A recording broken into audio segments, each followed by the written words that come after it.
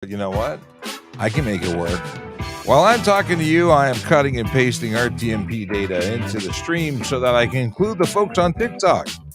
Oh, yes. I don't want to leave them out. They are important. They are our base. Actually, not exactly. They are one of many places we stream.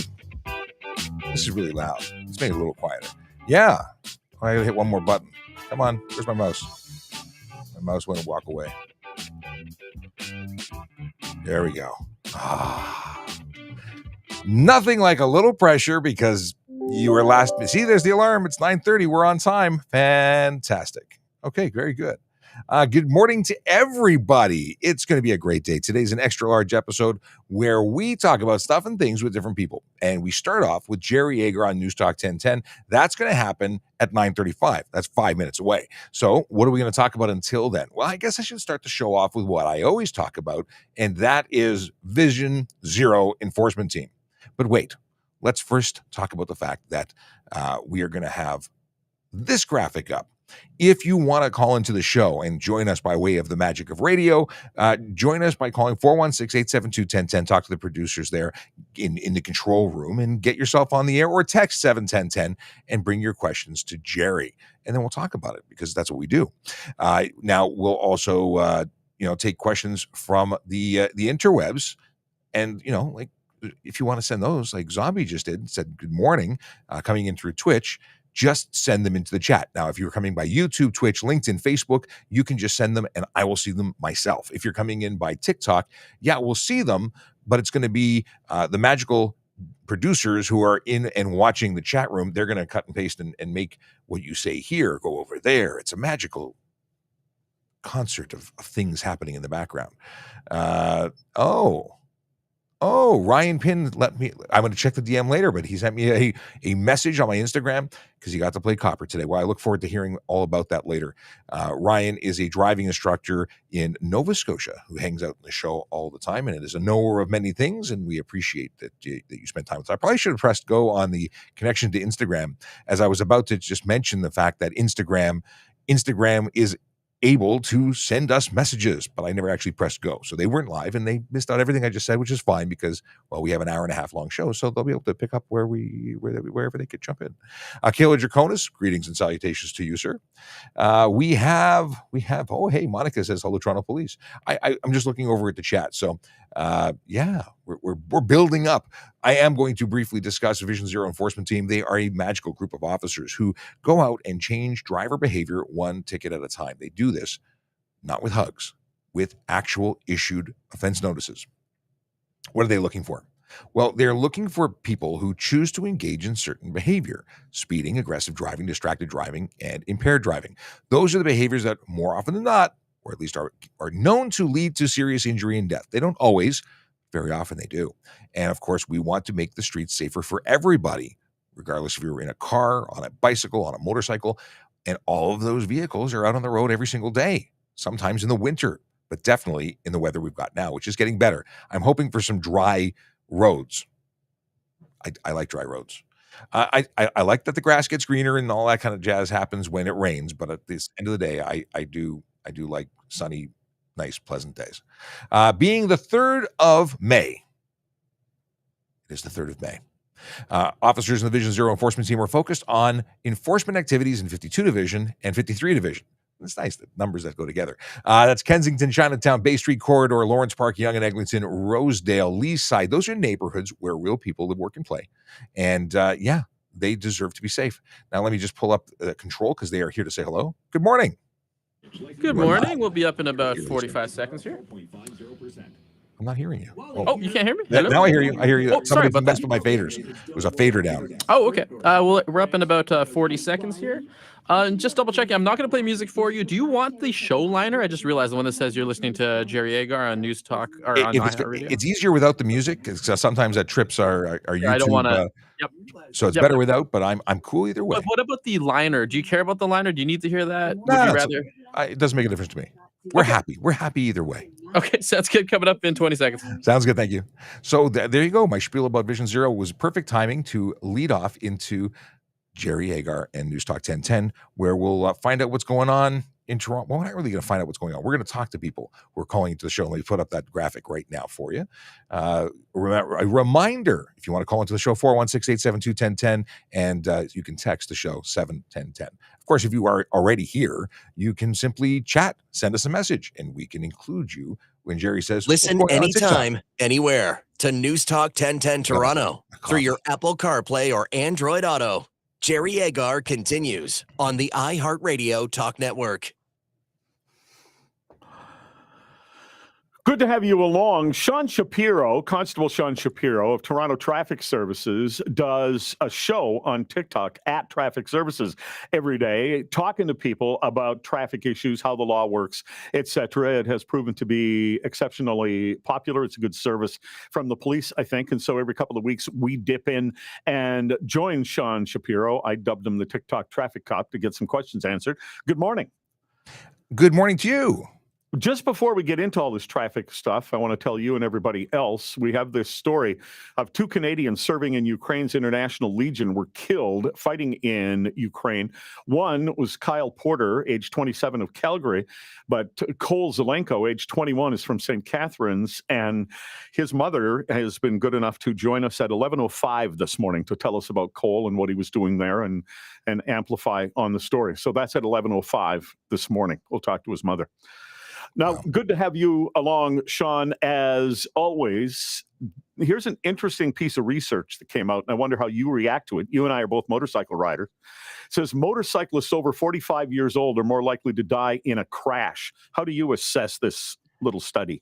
Well, you know what? I had a quick read of the article. I don't know how many crashes were in total. I don't know if that was, I may have missed it, but it could be 10 people, 5 people being above and 5 people being below. So I don't know how to read that information. I haven't looked at our stats, but there's different causes to collisions. The ones that are younger are likely due to speed, whereas the ones that are older may be due to, a car doing something. It's just too hard to extrapolate any meaning from that.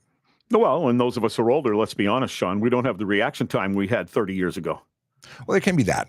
As a motor squad officer, I practice the heck out of every season. We qualify every year and have to be able to perform at the same level and demonstrate that we can perform at that level in order to continue as a member of the unit. And some people don't make it and don't get to stay. But I really took a lot of pride in riding, and I suggest that anyone who rides, this is a perishable skill. If you're getting back on your bike, anyone can go straight and go fast, but slow speed maneuverability, remembering how that whole gyroscopic style of turning works, push turning, these are good skills. And taking courses is a good thing. You're never too old to learn more or new tricks.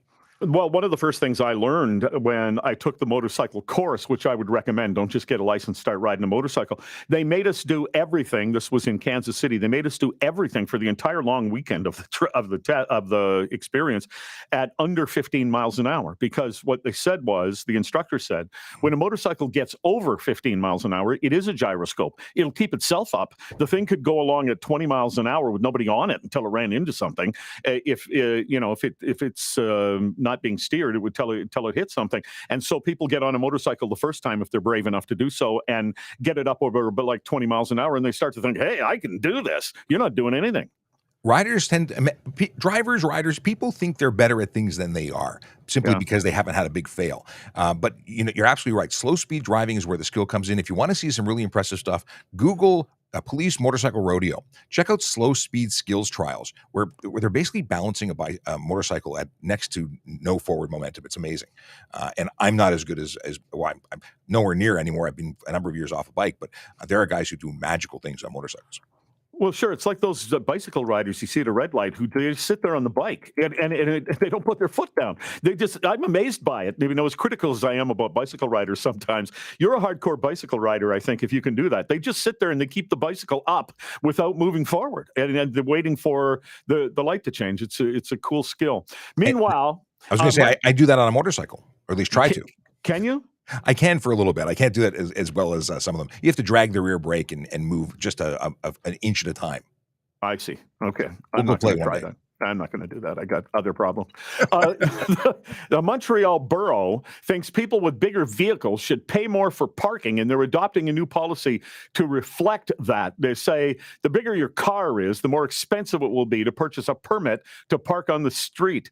I hope that's not an idea that's coming to Toronto, or do you think it's a good idea? Well, I have a big truck, so I don't want to pay more, and I think that that would be terrible for me. But I understand where they're talking about in their community where everyone's parking on the street. Montreal is a different animal, I think, but it would be a nightmare for enforcing. I think now they're talking about permitted street parking as opposed to pay and display.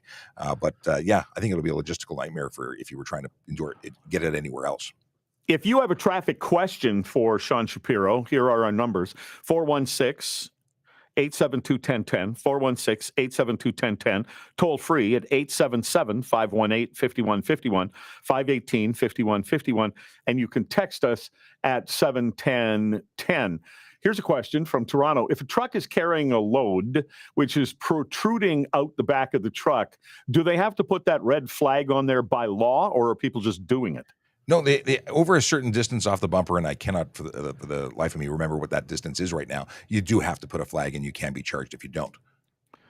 Okay. Now, I will say that many people put like a staple of a thin strand of red yarn. That doesn't cut it. It's got to be a legitimate flag. Well, what constitutes a flag? Visible. It has to be clearly visible. So it could be a lot of yarn, but just not one strand. If you get the whole ball of yarn attached on there with some clear packing tape, then maybe that would work. But I think it also helps if it flaps around a little bit, because movement catches people's attention. Absolutely. And it's great to have the flag, but one of the problems that I see or saw when I was on the road doing enforcement is that they use bungee cords or string that you would tie a turkey with. It has to be rated straps capable of securing that load, or it's an insecure load. And we see all sorts of horrible collisions where things become dislodged, fly off of trucks, or are put up in such a way like it's going through the window onto the dashboard, and in a collision slides right through the windshield.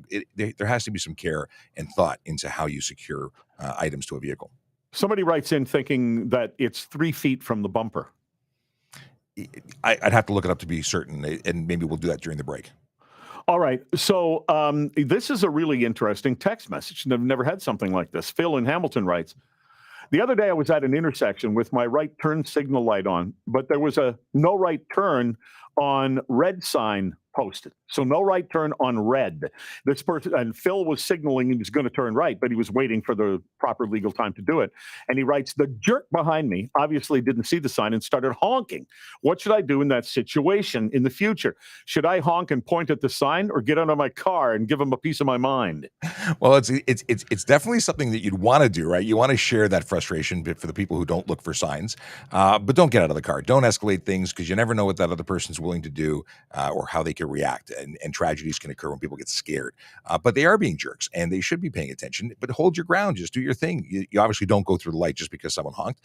Just like you shouldn't speed up and exceed the speed limit if someone's riding your bumper. Let them do their own thing.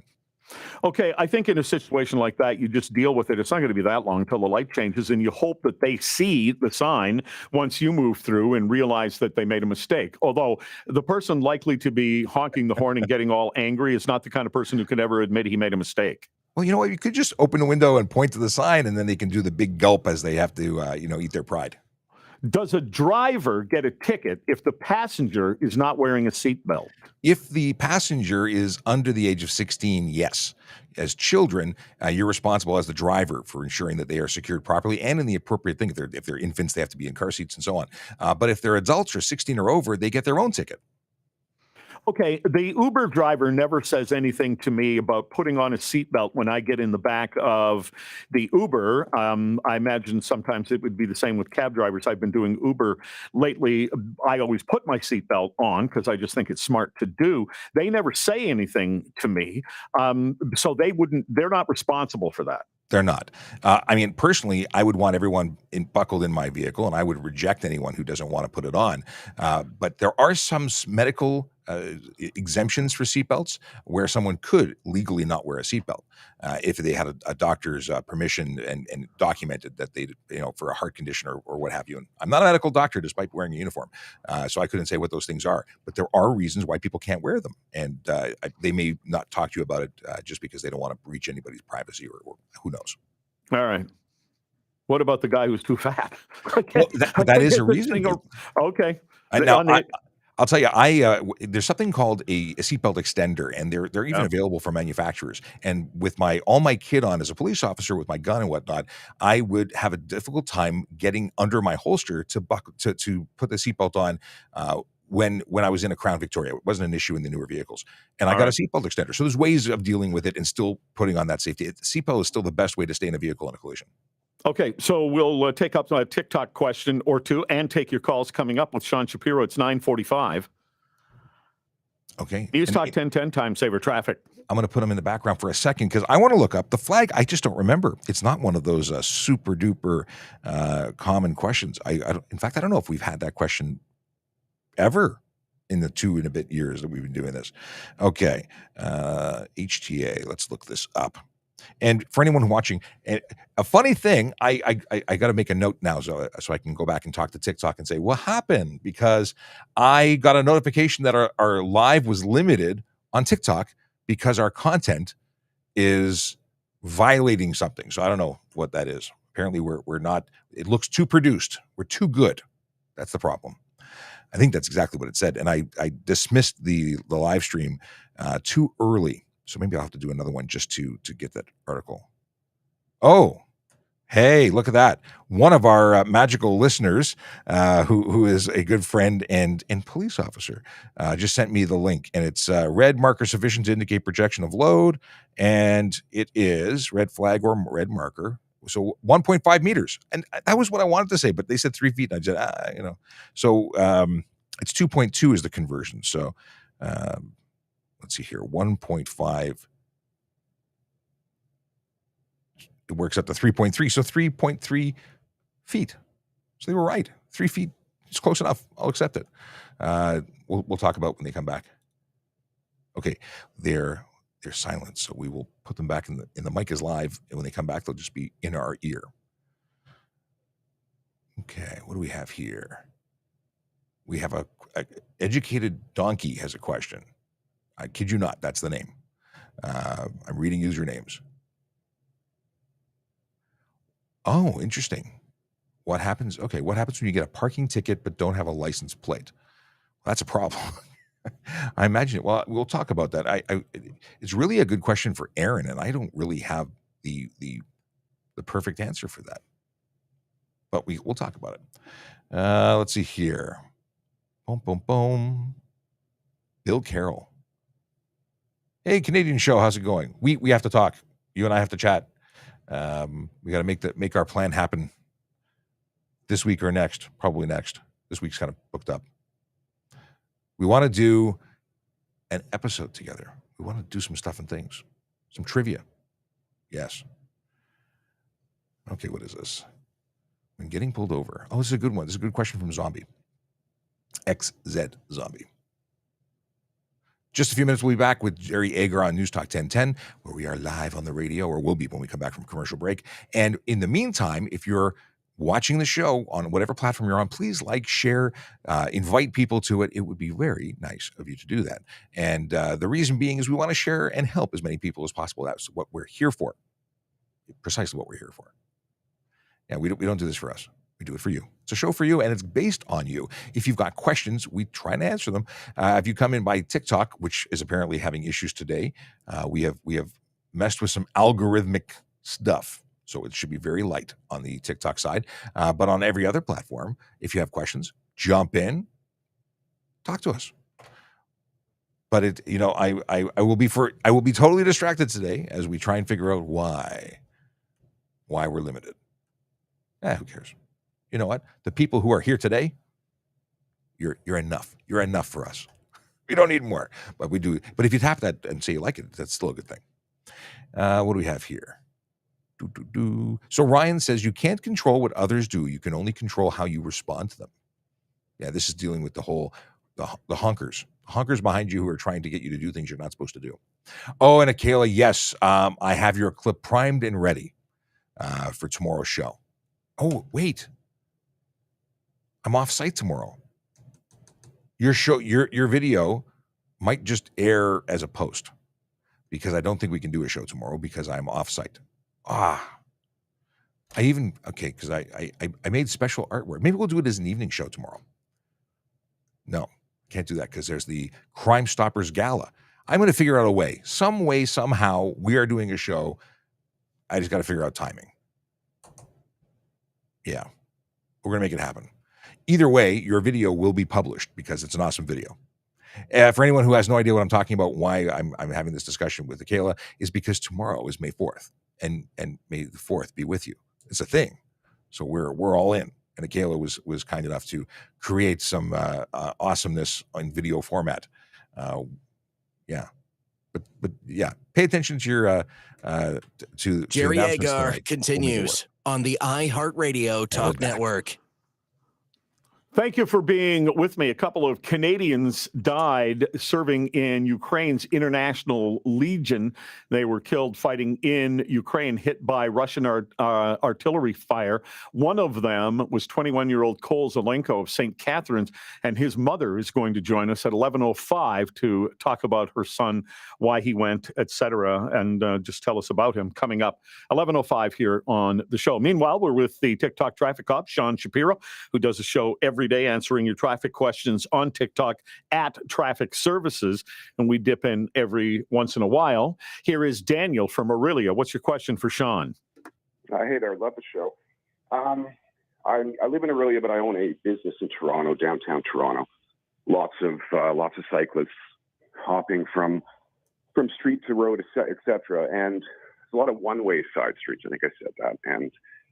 And when bikes are going the wrong way down a one-way street, and if I get in some sort of collision, and maybe it would be my fault in some respect, but they're going the wrong way down a one-way street. So who would be in the wrong? And I've also seen several police officers doing that on bikes. So technically, there are contraflow bike lanes that are on some streets. Yes, but generally it's not that though. Yeah, no, I understand.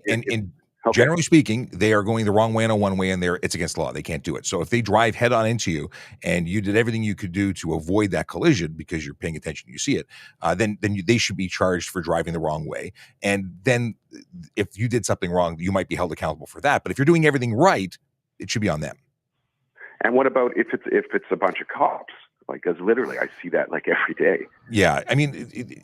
Are they technically breaking the direction? Yes. Are they going to a call, or are they just riding around? I don't know what their purpose is. There are times that when we go to a call, we go the wrong way. Now, generally speaking, we have lights and sirens in a car doing it. No, I get that. It just doesn't. It seems like they're just strolling around, parked, like strolling around the area. They should also be following the rules as should everyone else. And all right. Thanks, Daniel. Can you tell them to do it then? Thanks, Daniel. I appreciate it. You could tell if they're going to a call or they're just cruising along, showing a presence in the neighborhood. And in those cases, Sean, the police officer should show the same responsibility of everyone else. If the lights and sirens are going and they're on the way to something, then we understand that. Yeah, I totally. Bicycles have horns and that make a big noise. Some of them have lighting opportunities, but if they're just strolling, they should go the right way. Somebody writes in, I've scraped off my rear license plate sticker. Mm-hmm. This has resulted taking off the paint underneath, exposing the bare metal. Is it still legal? Because you don't really actually have to have the stickers anymore. Or do I need to get a replacement plate? This person asks. So technically, it's damaged to that point, and it should be replaced because it's now not the way it's supposed to be. I'm surprised that the paint came off. Generally, if you heat up the stickers, they peel off, but you're already in the situation that you're in. I would replace them just to be safe. As long as your numbers aren't so you're not invested in your numbers. That would be my suggestion. You can't actually alter or deface a plate. So in its current state, it's technically not legal. Yeah, I'm going to Pittsburgh this weekend. I'm going to go on my bike because thank God it's finally going to stop raining apparently. And I carry some paperwork and an article, paperwork that I'm updated, and an article that you no longer have to have the stickers here in Ontario because I'm afraid that a police officer in Pennsylvania will say, well, that's an expired sticker and pull me over. And I think it's a great idea. We've been saying the same thing since the beginning of this whole program of removing the stickers from the system. If you have an expired sticker, you're a heat score because anyone looking at it is going to assume it's expired and not realize it's a switch. Removing the sticker is a great idea because then you're in a situation where there's lots of U.S. states that don't require stickers. So you're like everybody else, and there'd be no reason to believe that you were in the wrong for the uninformed officer. So my suggestion is heat up the sticker or use a chemical to remove it, like a Goo Gone type of thing, but don't use a knife to peel it off. That could cause some damage. Police officer in another jurisdiction, and especially another country, doesn't have the obligation to know that we don't have to update the sticker in Ontario. You'd have to be able to demonstrate that to them. And so that's what I was trying to prepare to do. What are people asking you about on TikTok today? We've got a couple of good ones. Speaking of license plates, Jonah wants to know, why can a license plate not be displayed in the front windshield of a car? We see this in a lot of modified cars, a lot of Teslas that just have two-way tape to hold on the license plate frame, and it comes off, and they want to store their license plate in the windshield so that they're compliant. But unfortunately, the law says it has to be at the front of the vehicle and in a conspicuous place. Well, the front is the front. It's either the front grille or the front bumper or even a tow hook adapter, but it can't be in the front windshield. It's obscured by the license, by the window for one, and it's just not as per regulation. So there's an additional issue in that if you're involved in a collision, it could become a projectile within the vehicle, and a piece of sharpish metal flying through the car, not a good idea. Yeah. Now that you mention it, you're right. Okay. Here's a call from Kara for St. Catharines. Go ahead. Oh, hi. Good morning. We love your show, Jerry. Actually, Thank you. I just have a quick question. I was driving in a residential neighborhood where the street was, perhaps you could narrow, and a funeral procession was coming my way. So I signaled first, and I pulled over to the side of the road, and there was someone behind me who was following very close. And he wanted to pass me. He didn't want to wait for the funeral procession. So he laid on the horn and was doing gestures and whatnot, but I didn't move. I waited for the hearse to go by in a few of the cars that had the funeral flag on them, and then I proceeded. But he was unable to pass me because he was driving too close to me, and plus the street was too narrow for him to pass. Well, it sounds like his problem. Pardon? It sounds like his problem. The deal is that you're not obligated to get out of the way for a procession. You have no legal obligation or rights to do anything unless they're being escorted by police officers who are controlling traffic. It's a nice thing to do, and showing respect to someone's final ride is great. In terms of the person who was too close to you and couldn't pass, that's a them problem. Mm-hmm. Okay, Kara, thank you very much. Oh, that's great. Thank you very much. Take care. Yeah, I thought there was some sort of legal obligation to get out of the way of a funeral procession, but they have to proceed in traffic the same as everyone else, is what you're saying, unless cops come along and close off an intersection as they go through. And that's exactly it. So if they get either officers directing traffic at intersections to help get the procession through, then the police officers directing traffic. It's not the procession that has authority; it's the police officer directing traffic and directing you. All right, here is Mark from downtown. Hi. There's a couple of intersections in Toronto where I'm driving along and I want to make a left at 11 a.m. Now, there's a metal sign that says I can't make a left between 7 and 10 a.m. Monday to Friday. But there's also an LED sign that's lit up that just says I can't make a left. Are they... The LED sign would be for outside of that timed area. It would be turned on and off independently. So ultimately, you have to comply with all of the signage, despite how confusing some of it may be. Okay, so the LED sign takes precedent at that point. Safest thing probably, Mark, is to just say, I don't know what they want, so I won't make the turn until the light turns or something. That's what I do. All right. Go up and make a right and turn around. Thanks very much. Quick comment here. Sometimes it's very difficult to tell whether you can or cannot park at a certain place because there seems to be 6 or 7 conflicting signs. And I mentioned that to say, Sean, why don't you bring the parking officer on again? Let's do it. Let's do it next time. Because I loved it when she came on the show. She's awesome. Sean Shapiro, you're going to continue here this morning on TikTok? Right till 11. We're actually on YouTube, TikTok, Twitch, LinkedIn, Facebook, all of them. And if you want to find us, you can go to trafficcop.ca. I have links to all of the platforms we're on. All right. Talk to you soon. Take care. This is the iHeartRadio Talk. And that is the Jerry portion of the show in the bag, in the can. Done. Finished. Moving on. Still seeing people coming in, so this is good. Things are working on TikTok, but we've been limited, and I don't know why. But fortunately, I will screenshot it next time. I really regret not screenshotting it originally. If you're new to the show, my name is Sean Shapiro, and I am a police officer with the Toronto Police Service. I talk about traffic safety, traffic law, police stuff in general. I drink coffee. I talk about donuts. I don't really talk about donuts. Doing donuts is illegal, by the way. We want to answer your traffic and police questions. So if you've got them, please ask them, and we can talk about anything. We're going to talk about. We've already talked about Vision Zero enforcement team. I want to talk about employment. I want to discuss what is currently available for people, options for the application process and becoming a police officer. Someone in the chat says, "Are you on the clock?"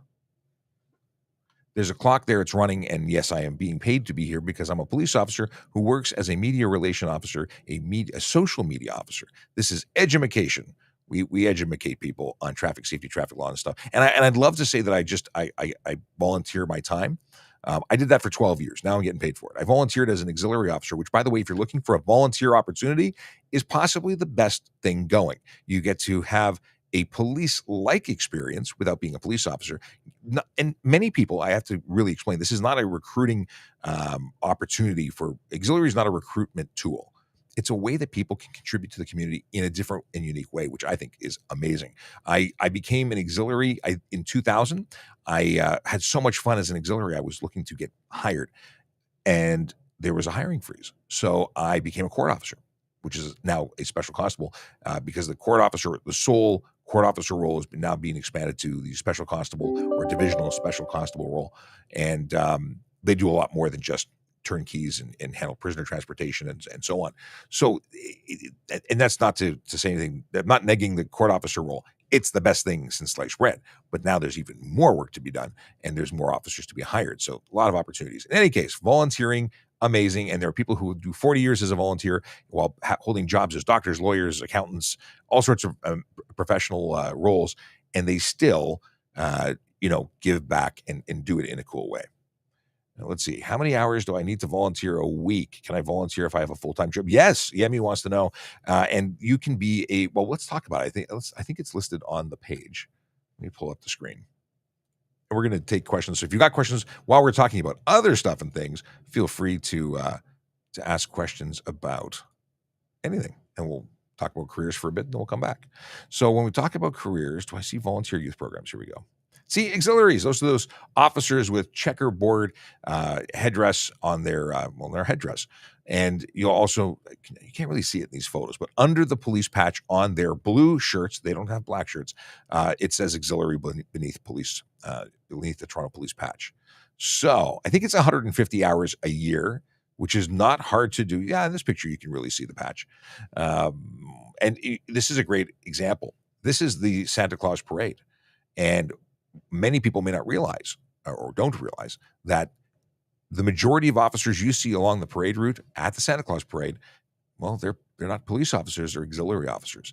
They don't have police powers. They don't generally arrest people. They do have the same powers as anybody else, being that you're citizens, and citizens have, even if you're not actually a citizen, but the citizen's power of arrest applies to people who are going to arrest someone based on, having witnessed an indictable offense. You have to understand law to use it still, because otherwise you might get into big trouble. But here you go. So to volunteer, you must be a Canadian citizen or permanent resident, 18 years of age, have completed 4 years of secondary school or equivalent, not have been convicted of a criminal offense, fully licensed G driver with no more than 6 points. Yeah, driving record really can hurt you. Vision standards, are they the same? So uncorrected visual acuity of 20/40 and best acuity of 20/30 with both eyes open, binocular.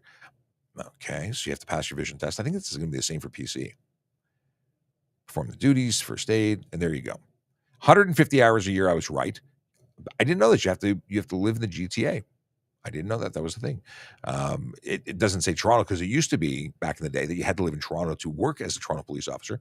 And I don't remember ever seeing this for, it says expected to. I wonder if that means that they can be unexpected. Complete all ongoing training as required. That's important. Commit to the program for a minimum of 1 year. Oh, you must meet all the requirements. Well, there you go.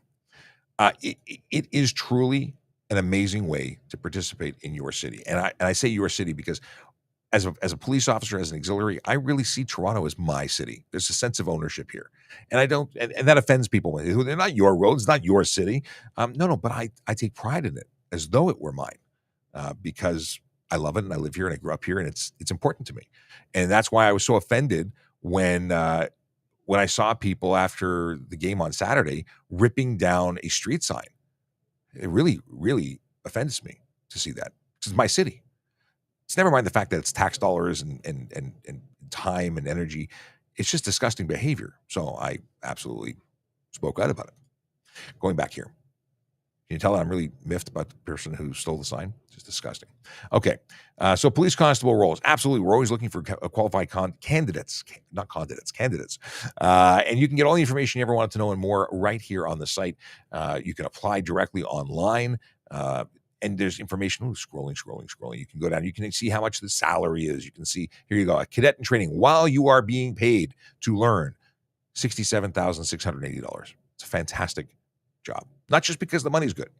It's a fantastic job. It is a career with many jobs. So you start in what, like I did, started as an auxiliary, became a special constable court officer, then became a police officer. I worked in different locations across the city. I worked in different roles. I was a supervisor with the auxiliary program. When I left, I was a sergeant. I was a court supervisor. So I equivalent of a sergeant on the civilian side. Really, really cool opportunities to learn different things and develop yourself as a human. But there you go. And once you graduate, you're bumped up to 75,000 every roughly year as you continue until you get to the point where you're a first class constable and you finish the general constable generalist program. Okay. You can read this on your own time. Special constable, parking enforcement officer, communications operator. But even if you don't want to be someone out on the road interacting with the public in the way that I love doing, you can still become a contributing member to our service. And that's where I bring up this. Tech analyst, senior analyst, payroll operations, logistics, programmers, legal counsel, solutions architect, and we talked about communications operator. This is a really challenging one. If you talk about communications operator, this is a tough job. Not only is it tough because they're dealing with the public and people in crisis, but it's the multitasking or switching functionality that you must be able to adapt to is huge. It really is. It's a big thing. Let me fix my graphics and then we'll get back into the questions and the stuff and things. And again, if you are watching and you have questions, whether it be about careers or traffic or general stuff, let's talk about it today because we can. Let's talk about it. And as it turns out, I'm really now miffed realizing that May the 4th may not be a show day. I got to make it work. I got to figure it out. Maybe we should do our first evening show. But how do I do that? I don't know. So tomorrow is the Crime Stoppers Gala. Do I have a thing for this? Crime Stoppers Gala. Let me see if I can find this. May 4th. Oh, okay. Here we go. Can I find the page for it? Crime Stoppers. Here we go. So it's tomorrow. See, it starts like 5 in the afternoon. Maybe I can do a remote. Yeah, we'll figure it out. Boom, boom, boom. Here we go. Robert's got some questions. Well, a whole bunch of questions just popped up. Excellent. This was a question I had hoped to talk about when we were on with Jerry, but it didn't happen. Here we go now. XZ, is it XZ Zombie? XZ, I don't know. Is there a way to pronounce your username or is it just zombie with 2 letters before it? I don't know. Let me know. When getting pulled over, but it's unsafe to do so right away, traffic, obstructed shoulder, etc. What is the way to tell police that you're going to pull over when you can and you're not evading? Well, legally, you're not allowed to stop for parking. Legally, you must pull over immediately. Come to a stop at the nearest curb or edge roadway. Even if there's an obstruction, you still got to stop legally. And we are taking into consideration, or should be taking into consideration, what's going on around you. If there's a problem, if there's something up ahead, we should be scanning ahead for that. We have lights, we have sirens, we have arrow sticks in the back of our vehicles. If it's a really bad spot, we probably have a second vehicle on its way to give us more coverage. And we're responsible for your safety. If you continue to drive, like you said, you're not trying to evade, but but we're going to think you are, or very well. You there's no real good way. If you wave, it might be a level of confusion that you're met with, or it may not. I would suggest, if you're really concerned about safety, pull over. They're going to block the lane. They're going to approach you, and you can express your concerns at that time. And if they're okay with it, they'll help you relocate. They'll tell you where to go. Otherwise, you're going to deal with the stop where it is. That's the only advice I can give you, because driving away could result in significant charges. Okay. We talked about that. We talked about this. Can you transport open liquor in your trunk if the passenger didn't finish it all? Or finish it at all? Oh, at party. I'm making up my own words and adding things. Jen, the answer is open, no. Resealed, but not factory sealed, in the trunk or out of reach of the driver, yes. But open liquor suggests open, actually open and available to drink. But if you have a screw cap bottle and it's in the trunk or out of the way of the driver, that's fine. If it's sealed, it can be anywhere. So you can drive with it on the passenger seat if it was sealed from factory. Mike wants me to repeat the thing about funeral processions. So the deal with funeral processions is funeral processions don't have any special rights or privileges. It's great when people want to honor it and they pull over and let them pass. And it's very, I think it's very kind when we don't split up or try and change lanes through a funeral procession, because, respect is something we don't see nearly enough. And I support it. But, the caller on the radio actually said they pulled over and someone was right behind them honking, saying go. Well, they wanted to show respect. So they pulled over and essentially parked. The person behind was upset. Okay, tough luck. If you pulled over and parked and you're legally out of the way and he's pulled up too close to the back of your vehicle, that's their problem, in my opinion. Maybe there's something I'm not seeing in this scenario, but if they're now stuck as the funeral procession continues, then how long is that going to really affect their day? And even if it really does, they shouldn't be so close to your bumper that they can't make a move around you. But I don't know how you let a funeral procession pass without having room to pass, because she did say that there was no way for them to pass. So I maybe there's something I'm not picking up from what she was putting down. Okay, let's go back to the next question in the order of the question and answering, and then my scroll just unscrolled. Hang on a second. Okay, there we go. Master T now wants to know, how do we deal with campers on passing lane? I see all the time in a 4-lane highway. So by camper, I'm assuming you mean that someone who is just hanging out in the left lane and is not going the speed limit. Because if they're going the speed limit, technically they're going the speed limit, and that's as fast as you can go.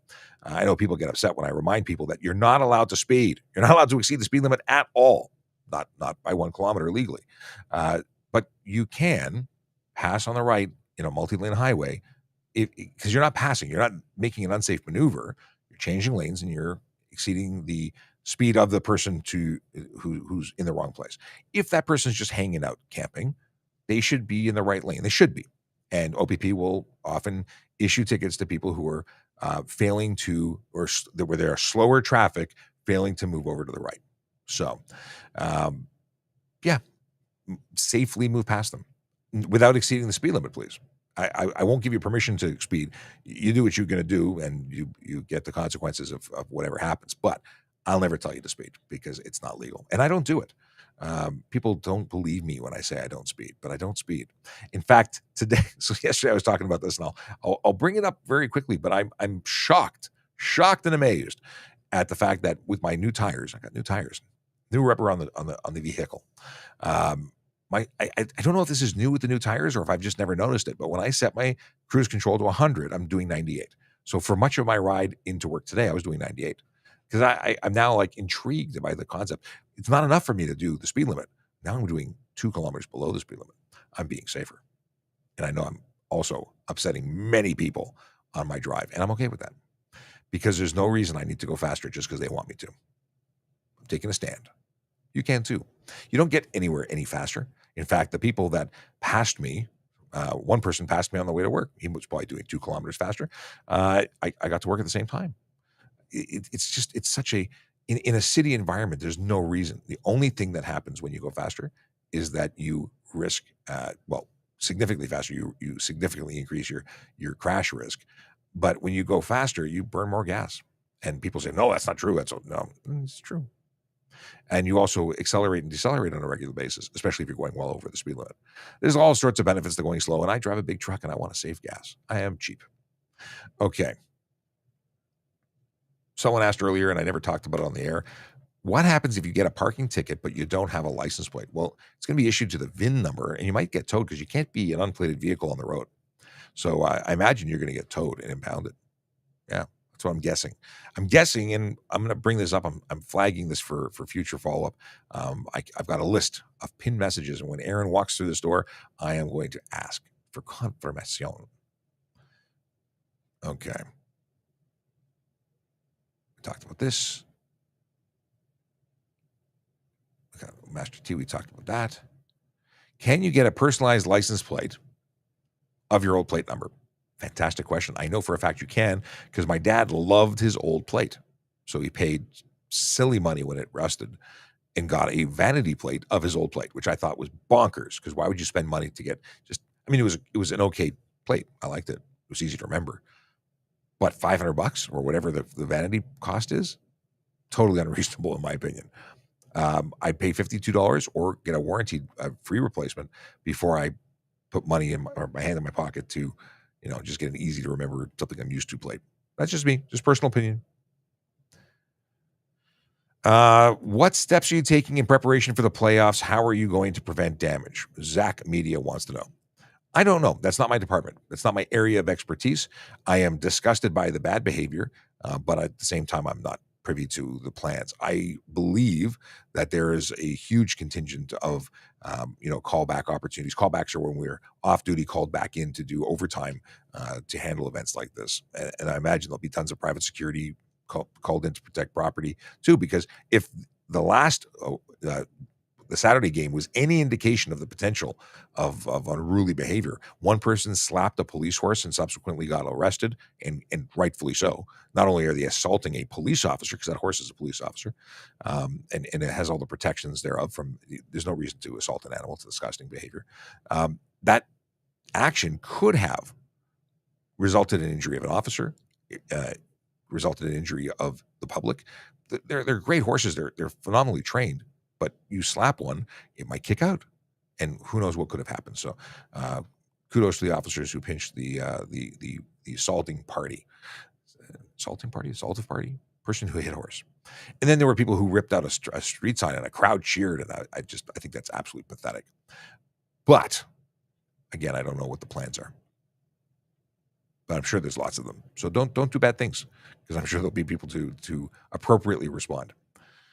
The tire size by millimeters does change the number of rotations per kilometer, hence affecting the odometer and speedometer. Yes, for this I am aware. But I never really noticed it. Like, I never really paid attention. I don't put monster tires on my cars or my vehicles, so I never really paid attention. But I was shocked to see a 2 kilometer consistent difference. And actually, that should change the gap. Like, no speedometer is accurate all the way through the range, just like a telephoto lens is going to be sharper than a prime lens, but we'll have a range where it is very sharp. Maybe not at either end of the focal range. But anyway, I digress. Dan wants to know if cops are allowed to sit in people's driveways using radar. Private property using radar, I don't think there's anything preventing us from doing it. Also, you have to know that the front of most driveways are actually not private property. The area on, about, 3 meters, let's say, from the sidewalk is actually city property. So could we do it? Yeah, on the city property, absolutely. Do I do it? I don't go on people's driveways. No, it's creepy. But could we do it? I'm sure we could. There's nothing to say we couldn't. If we were asked not to, I would leave if I was doing it. But like I said, I wouldn't do that. Canadian Carper. Why does a truck plate need to be black even if it's for personal use? Because it's a truck. Because it's classified as a truck, and because it's classified as a truck, it's a truck. And truck plates are different. They put a sticker on it. Actually, I don't even know if the sticker's still a thing. We had this conversation, and when Sergeant Kulik was on the show last, I think, it was a while ago, and we talked about the fact that there's a sticker, and she said, there's no sticker on my truck. And sure enough, there's no sticker on a truck. So then we went and looked at all of the trucks in our parking lot, and like there were two of them, and they were really old plates. So last time I owned a truck that qualified for truck plates, it had truck plates and a sticker that said for personal use because there's an exemption, so it changes. Really, it's just a tax difference. Black plates are and the only way around that is get vanity plates, because if we put vanity plates on a truck, they're blue. Yeah.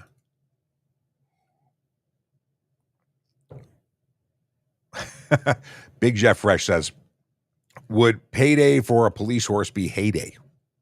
Yeah. Okay.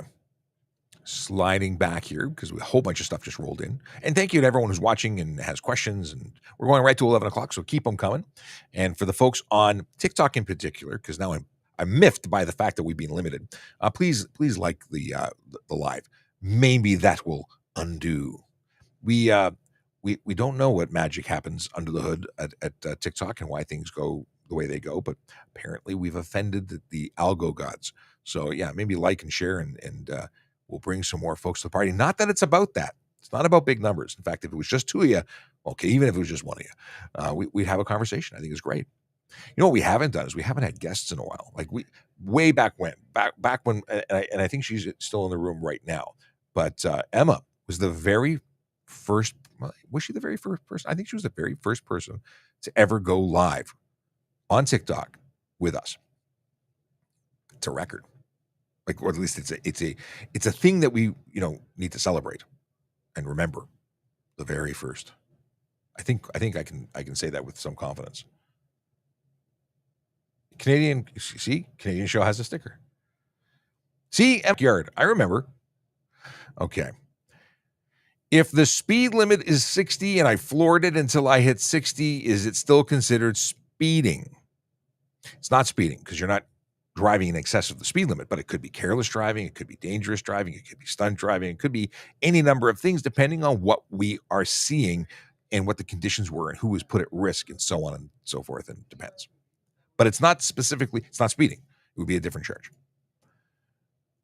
Hi, good morning, officer. That's Stephen Bell saying hi. Hello, Stephen. Hope you're doing well. Justin. Here we go. Justin Seguin says, I was passed by vehicles on a 4-lane highway while driving a fire truck with lights and sirens. Is that legal? Passing an emergency vehicle no, because they had to pull over. And those people were not so, what's the word they were clowns. I don't know. I got to come up with a new word. I've overused clowns to describe people who do stupid things. I don't want to call them stupid because they're not stupid people necessarily, but they're doing stupid things. So you draw your own conclusions. But no, it's not legal to pass. First of all, you can't speed. So I'm assuming that an emergency vehicle with lights and sirens is maybe speeding, or at very least going as fast as they can safely. Anyone passing them is obviously doing the wrong thing. But that aside, they are. I'm often frustrated by people doing things, even when it's secondhand information. It's like generational traffic trauma. Someone liked the post I made. I get my Apple Watch updates, so I'm constantly seeing Twitter and TikTok things. Dan Calvano wants to know if I can move my license plate on my front bumper to the side. Yes, you can. No, not to the side of the car. It's to the front. Tow hook adapter is perfectly legit. It's in fact too legit to quit. We talked about that. Akela brings up a good question. Actually, there's only one word here I want to draw attention to. Tires spelled Tyres. Who knows who spells them that way? I was in Australia many moons ago, and I was really taken aback by the fact that they misspelled tire. They spell it differently, but it really just, I still remember to this day all the tire advertisements, and the batteries. Anyway. I'm not wearing a jumper. There's a whole bunch of things that we say and do differently around the world, but it is interesting. I love the quirky differences between the world players. City buses pull out immediately at times without looking first when a car is beside them. Protocol. Well, in Toronto, and I imagine elsewhere, you must yield to a city bus. There's signs in the back. Now, the question is, if you're side by side, should you at that point allow them to go? Well, I think if you're at the front of the line, they should have to wait at least a second to let them clear. And then the people who are then behind them should yield to them. But that, what is protocol? It's a good question, because what I think is appropriate and what I would lay charges for may be different than another officer. At the end of the day, I give them a few seconds, and if I to get a good go, and if they haven't started moving, then I will. So it depends. It really depends. Everything depends. Depends is the answer from now on. How old must children be to ride in the front passenger seat? So there's no law controlling what passenger position a child resides. I'm assuming they're not living in the car, but sits in. So can a child sit in the front seat at any age? Yes. Is it the best thing to do? No. We suggest, and people in the know say 14 years old before they're in their front seat. So back seat until they turn 14, and then front seat. Can you be in the front seat? Sure. What if you have a 2-seater car? You have a pickup truck with a bench? Yes, they can be in the front seat. And even, yes, you can put a child restraint, a car seat in the front. You can do it. But being that you probably like your kids, in the unfortunate event of a collision, the best place for them to be is the back seat. And if there is no back seat, take the driver's seat, put it as far back as humanly possible, because airbags can kill people. Yes. In fact, this is a great segue into something I need to talk about. I was talking to my buddy Mike yesterday, who said he watched someone driving who may have been vertically challenged. Sorry to offend anyone who's vertically challenged. And they were hugging up on that steering wheel so close that they were less than 6 inches away, according to his report. What does that mean? Is that a big deal? Yes. They could get killed by the airbag. They're so close. You should not be hugging up on that. If you are so close that your hands are right in front of your face, it's a problem. That airbag deploys at about 200 miles per hour. And the energy transference from that, just the flaps opening, could do damage. It will do damage. Ideally, the idea is that airbag that completely inflates before you make impact, because at that point you are having it's reducing your speed, absorbing the energy as you travel forward into it, but you're not getting an additional impact of it exploding into your face. Bad. So you want to have your arms at 90 degrees. You want to have them gently. There's a way to get a seating position. Googly good. Can we googly good? Let's googly good. I want a visual. That's why. Safe seating position.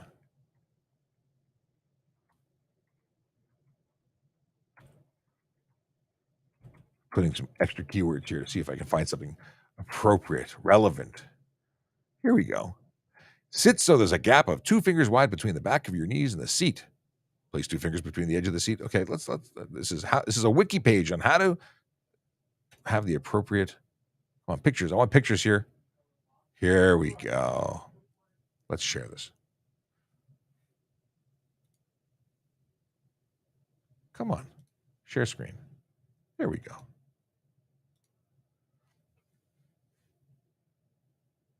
Fantastic.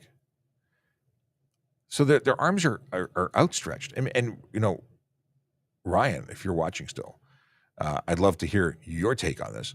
But if their chest was inches away from that steering wheel, it would deploy into them, and that would be bad.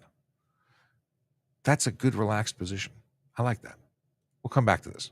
See if Ryan's got anything to say. Okay. Scrolling back. Hello, how do demerit points work? Okay, we can talk about that. I guess we'll have to go away from this picture for a second. Ontario demerits. I'll see if there's a chart available. I think there are.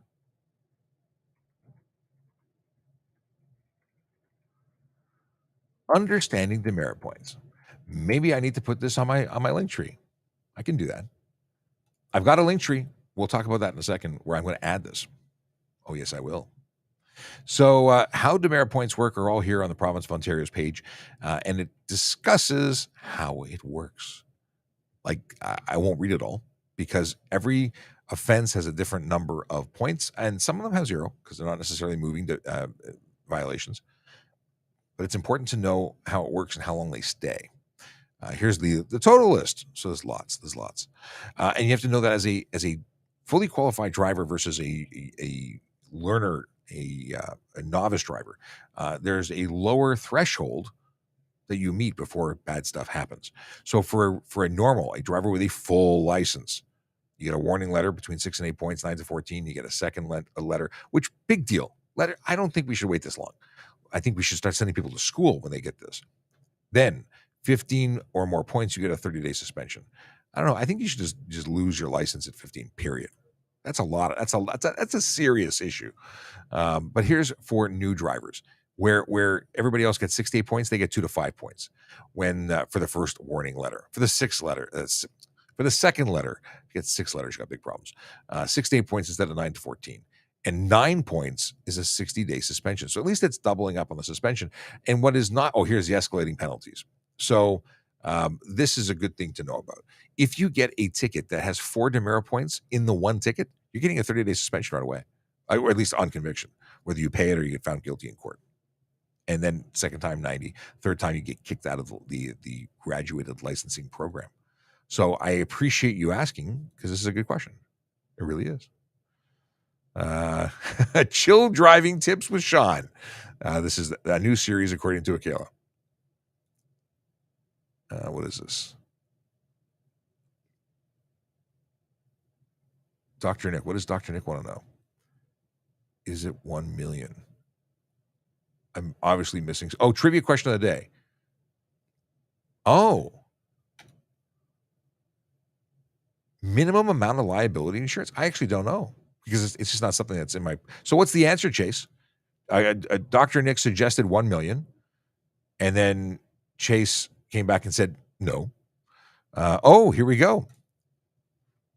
A minimum of 200,000 of third-party liability is required. Interesting.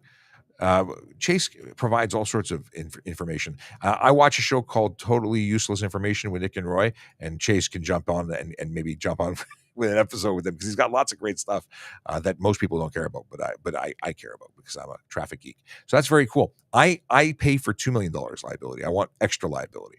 I want to make sure, because $200,000 does not last very long, and most civil cases, if they go there, pay out more than that. Which means if you're only covered to 200, the rest of it's coming out of your pocket.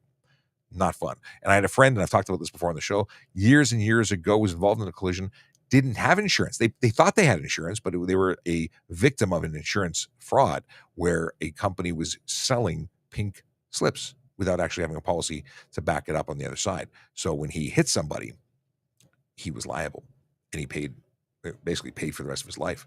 Well, he's still alive. I don't think he's paying anymore, so maybe not the rest of his life. Morning, Sean. Ted. I did not watch Ted Lasso. Nah. I don't want to know. I did not watch Ted Lasso last night. I will not get to watch it tonight. I will not get to watch it the next night. Friday night, I get to watch Ted Lasso.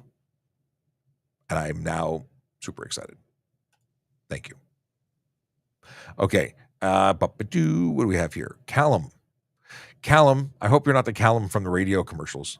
There's a Callum in a radio commercials that I don't like the radio commercials. Ever have any radio commercials that make you want to turn off the radio? Yeah. There's one commercial I can't stand. I'm assuming you're not that Callum. If you are, I really apologize, but I don't like your commercial. Question: can you get a ticket for speeding in a medical emergency? Yes, you can. There is never a justifiable reason to speed. If you have a medical emergency, call a medical professional, or at least they're medical professionals. Call an ambulance. Take an ambulance to the hospital. If you're instructed to drive to the hospital for whatever reason, do so without speeding. And let me tell you why. If you cause another collision, if you cause delays or issues because of your speeding, you're never going to get where you're going, and you're never going to help the person who needs help.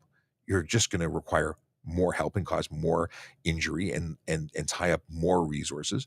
So call an ambulance. And here's the most amazing thing about ambulances. They are advanced care paramedics. They actually stabilize people before transporting them as best they can. And if they can't stabilize them because something's happened, then they go and they just call an emergency run, and police coordinate with them. They shut down the entire city to get that ambulance to its destination as quickly as possible. It's amazing. What happens when you drive is people die on the way to the hospital because they're not being stabilized prior to transportation. And I hear from people in rural areas who say it's an hour until an ambulance comes. Well, I hope, first of all, that you have first aid training. If you don't have first aid training, I wholeheartedly suggest that everybody have basic first aid training. Everybody. because if you don't know what and how to prolong life while you're waiting, you will feel guilty for the rest of yours if you didn't have the ability to help someone, a loved one. Simple choking. You need to know how to do things. Hey, if you can't get training, watch YouTube videos. Find a way to get information. Life-saving techniques are life-saving techniques. And rolling back to the will you get a ticket?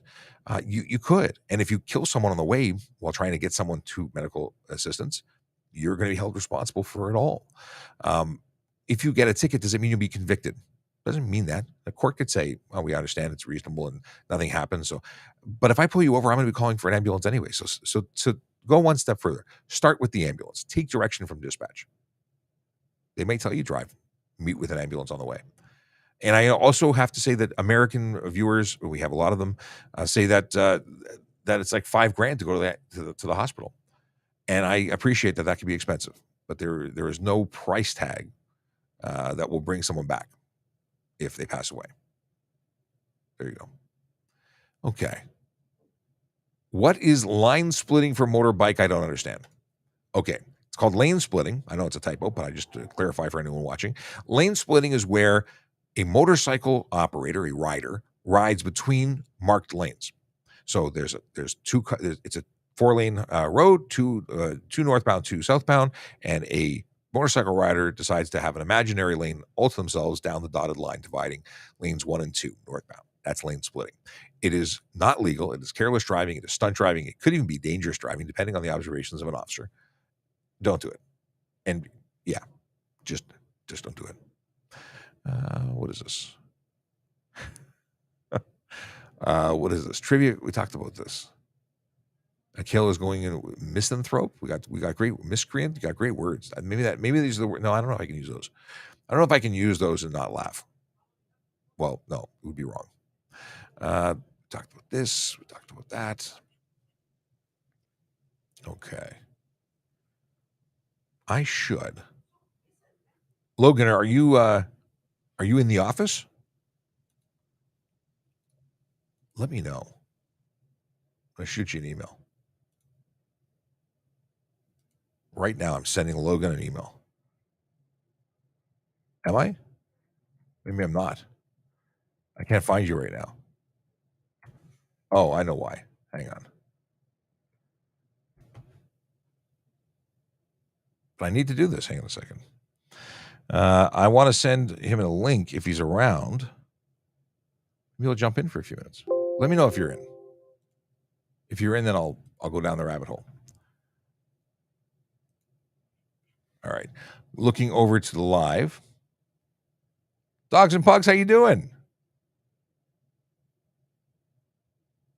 To call an ambulance, do we call 911? Yes. Ambulance, fire, police. It's all goes into a call center. Call takers pick up the call and determine who needs to be notified.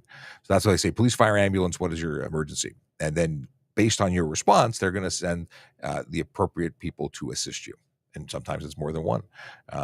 Yeah, a tiered response, we call it. Okay. Oh, Emma, I saw the video about the choking pump. I saw a very interesting video about the choking pump. I was not aware that those things existed up until very recently when I saw a TikTok about it. This is basically a vacuum pump. I didn't know. It's very cool. Bless you. Somebody sneezed. I know who it was, but I won't out them. Okay. Well, things are doing. I'm going to poke in here and see what else is going on here. What schooling do you need to be a police officer? So grade 12, Ontario Secondary School Diploma is the minimum, 4 years of secondary school. Now, in some places in Ontario, apparently there was a university degree required. That has come out. They have come out and said that is not required anywhere in the province of Ontario now. That was the premier who came out and said that. And they are also paying now for their subsidized. They're paying for it. They're absorbing, maybe is the right word, the cost of police college, which has a $15,000 price tag. So, yeah, they are really, really trying to make it easier for people to join the job, because $15,000 is nothing to shake a stick at. That's a serious investment in your future, in a job. And even if you get fired or quit, you pay that money. You don't get a refund because you failed, and you don't get a refund because you quit and didn't like the job. So it's a big investment. And for a long time, it was something that the police service paid for. And then what would happen is smaller services that couldn't afford to pay for so many people to go through the police college, because it still was a cost that they had to pay for. They downloaded that cost to a police officer, because what would happen is the small services would come and steal. So Toronto would hire 100 people, and 35 people would hand in their uniform before the end of the police college and say, we got a job offer from somewhere back home. So they took advantage of the free school, and then they went and worked somewhere else. So the police service lost money. That's not cool. So they said, okay, we're gonna download the cost to the student so that they have a vested interest to stay. They're not going to take off. And then certain services would pay it back after a certain time. I just paid it like $200 a paycheck type thing until it was paid off, because it was a super low interest loan, and it was a guaranteed loan that was offered by the police credit union. So lots of cool things. I don't think I would have said no if it was 50 grand. I would have just paid it off, and I'd still be paying it off. But now that it's no cost, that does change things. People who, it's a $15,000 signing bonus almost, at least from my perspective. Tracy has offended me. She said, what is a Ted Lasso? It's a television show on Apple TV Plus, and it's an amazing one. It might be the best television show ever made. Is there a better television show? Let me know in the comments if there's a better television show than Ted Lasso, or if you've never heard of Ted Lasso, because either way, I want to know what you think. Personal question. Oh, I've had a question like this before. If you weren't a cop, what other career would you have chosen? So I got to say, I've had a number of careers. I was a computer person, so I was a computer technician, analyst, all sorts of I was all sorts of stuff and things in the world of tech. I was a hardware technician. I used to work for Apple. I've done all sorts of stuff in that regard. I worked for other software companies. I did that. I was a realtor. I was a real estate agent for a number of years. Both my parents were realtors, and so I was in the family business, and I did that. And I'd probably, if I was doing it tomorrow, I have no idea.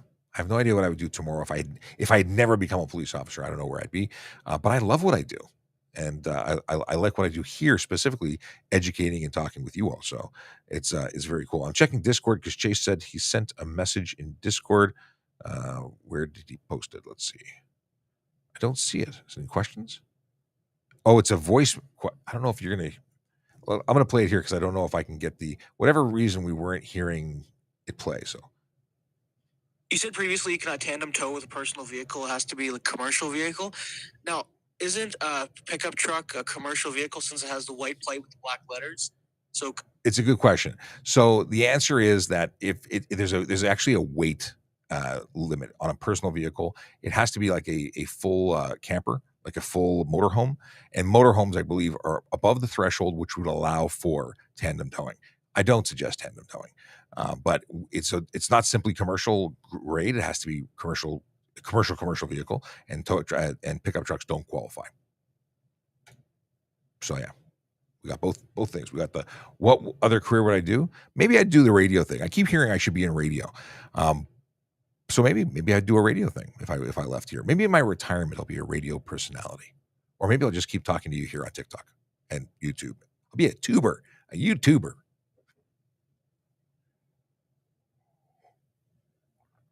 Okay. And Chase says he was under the impression that they get black letters because they're commercial plates. They're commercial plates because they're trucks. They're truck plates as opposed to commercial. And then because they're being used for non-commercial purposes, they get that designation. It's a really silly thing. Dan wants to know if I go out on patrol and what department am I in? So I work for the Toronto Police. It says above my head. I am a police officer. However, I don't go on the road anymore. I was injured in a motorcycle collision a number of years ago, and I have not been.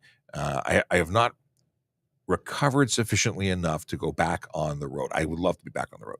I don't want to leave you behind, but I do love being on the road and interacting with people in person. And I also really enjoy enforcing laws and things, and not just talking about them. So I would totally be back on the road if I could, and I'd probably just dip my toe back into TikTok once in a while. Or maybe I'd take you on the road with me.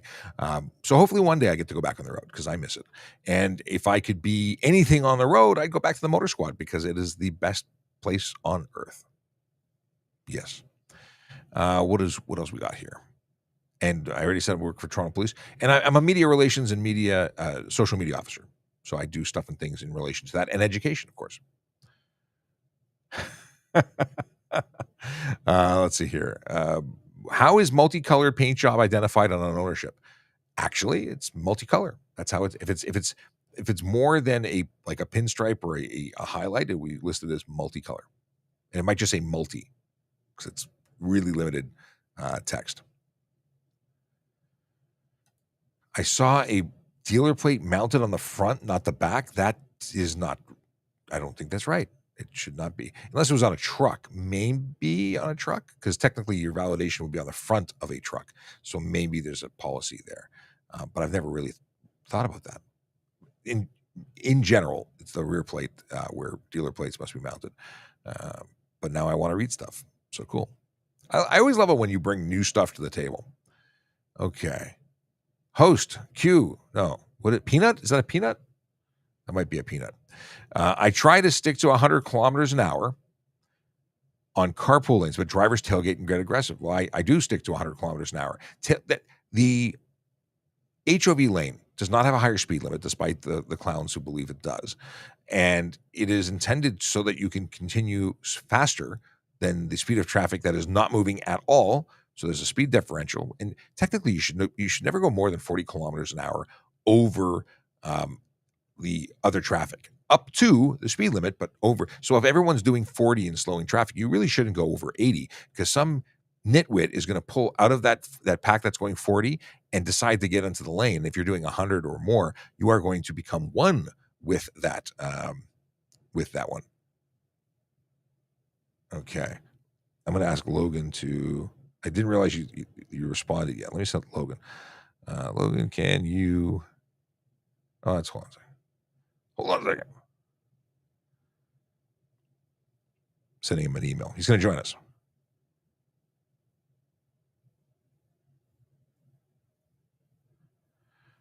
I can't go to two different things. I can't multitask as well as I used to. I sent you my email address at work. Just send me an email and I'll send you the invite link so you can join us and you can come chill out for a few minutes. Okay. Was question. Picture the situation of the jackrabbit start left turn. What if other drivers wave you through first? Well, if other drivers, okay, so this is, if you saw the video that I posted a while ago, this was a video where a driver has hit the gas and proceeds to make a left turn in front of opposing traffic who has started to enter the intersection, and they have essentially cut them off. So the question is, well, what if they wait too long? Well, what is too long? It has to be reasonable, and they have to be given the opportunity to go when it turns green. And you don't get to say, well, it's been 30 milliseconds, I'm out. Yeah, that's not okay. They have the reasonable opportunity to go, and reasonable isn't a millisecond. So that's a thing. Two, if you were being waved on, is that legal? Well, you wouldn't be doing a jackrabbit start because you weren't. They have the opportunity to go and they're giving it up. So there wouldn't be stunt driving at that point. But what happens when you make the turn and the guy next to the person who waved to you hits you? Well, at that point, you are going to cause a collision. You're turning. You're going to be responsible for it. The guy waving you isn't responsible, even though you think it would be. But you're responsible. You get a vehicle turning. You have to make sure it's safe before you go. So that's a thing. I don't see Chase having sent me an email. Not Chase. I didn't see Logan send me the email that I'm like, hey, there it is. Hola. He just sent me an email. And we're responding. What a nice email. Okay, reply. We're pasting. And momentarily we should have a guest. Look at that. Magic. We're only here for 15 minutes more, but you know what? You got to see the man in the beard. Let's see here. What are some services that families get if their loved ones get killed in the line of duty? Well, that's horrible. And we're just this weekend going to the police memorial downtown at the Queen's Park, and we'll be remembering those who paid the ultimate sacrifice. I honestly don't know the details. I mean, there's life insurance and there's things like that, but it doesn't matter what there is. It's not enough because it doesn't bring back the person that they lost. There's nothing that makes it better. Yeah. And that's, I mean, the families, the actual families, there's no make it better. And for the friends and colleagues, because we're a family here too, there's nothing that makes it better. We will forever miss our loved ones. And we love our friends. They're family. We are a big family here. And I am going to stop talking about this because otherwise I'm not going to hold it together. Why can't I speed if no one else is around? Would you pull over 100? And I will pull someone over for speed. If I'm doing speed enforcement and I see you speeding and you're going faster than you're allowed to, then someone else is around, me watching you speed. So I would pull you over and I would charge you. And he's wearing the hat. And I don't hear you, but I see you.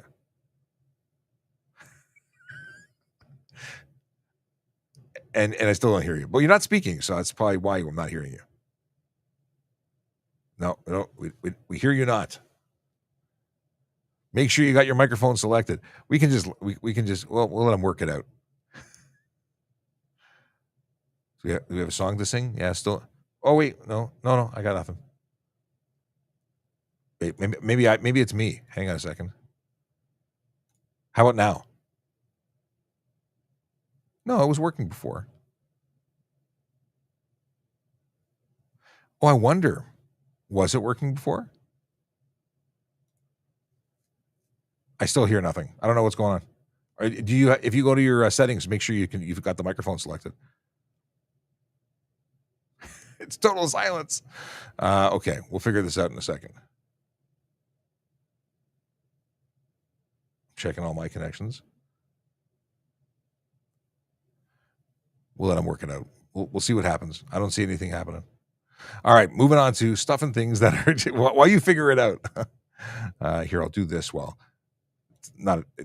do this. We'll put them in the side. You're still there. You're just here. Graphics.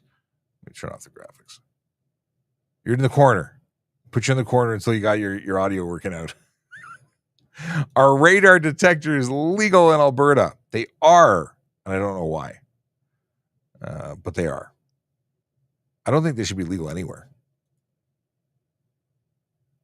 So, why they're illegal, I don't know, but they are. Well, now he's got me questioning my own sanity. No, that was right. Okay, chat. There we go. Perfect. Should still be working. It's not my problem. It's your problem.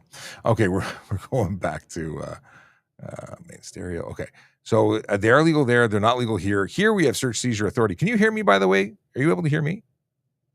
Oh, he hears me. I just can't. You can't. Okay. Michael wants to know when the police memorial runs downtown at Queen's Park. Hey, I think I just heard you. Yeah. What happened? I have no idea. As long as we're consistently not knowing things, it's perfect. Right? I just want to make sure I'm on the right audio. Well, either way, I hear you. Doesn't matter how good or bad it is. You are on the show, and no longer I was going to start lip syncing. We're here. Okay. Oh, now you got the right microphone. What was it? I'm a bit of a potato, and I didn't realize at the bottom part of the screen I didn't hit the. I've done that before.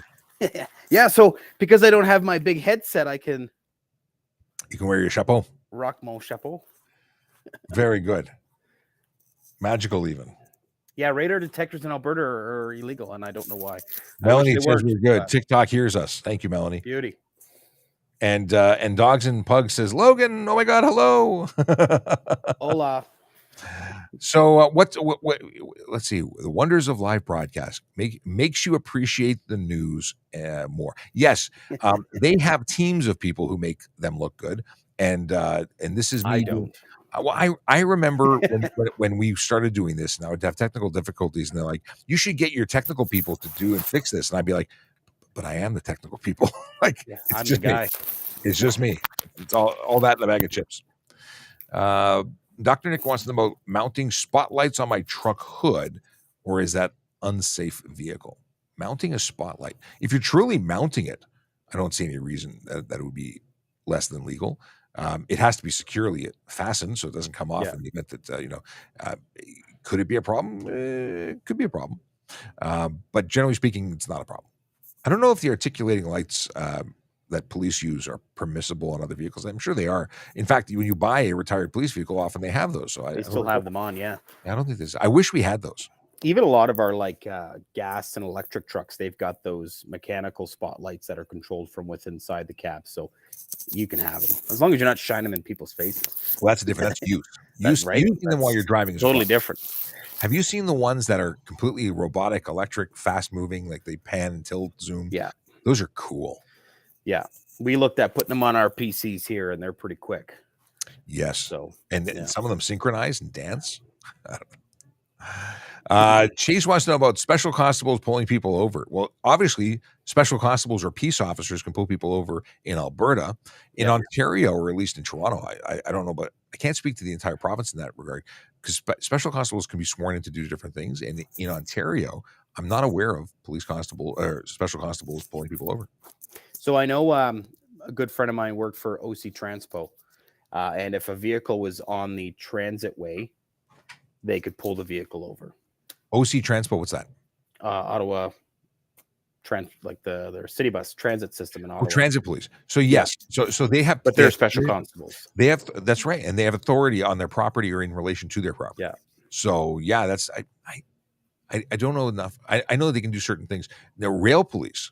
The railway police are actually police, so it gets into some significantly muddy water. Yeah, because depends on what their title is and what their authorities are. But they know their authorities. I hope. I don't necessarily know what their authorities.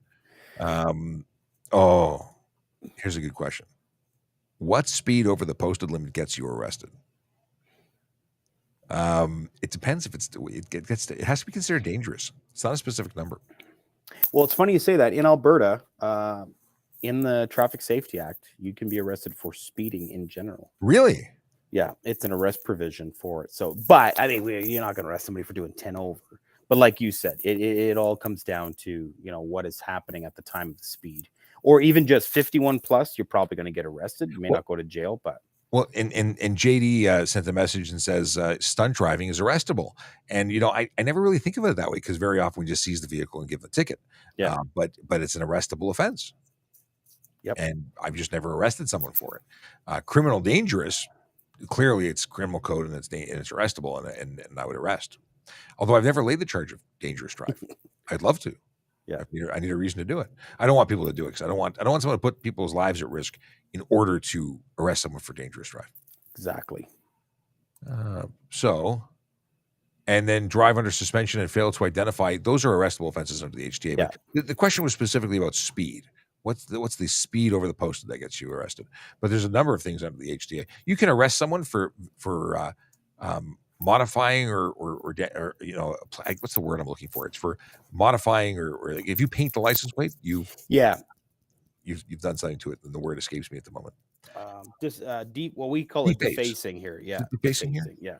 Yeah, there's doing something to it. And then there's mutilate. So I don't know why they use that word, but it's mutilate or deface a license plate, document, stuff like that. Arrestable offense. That's one. Again, I never arrested someone for that.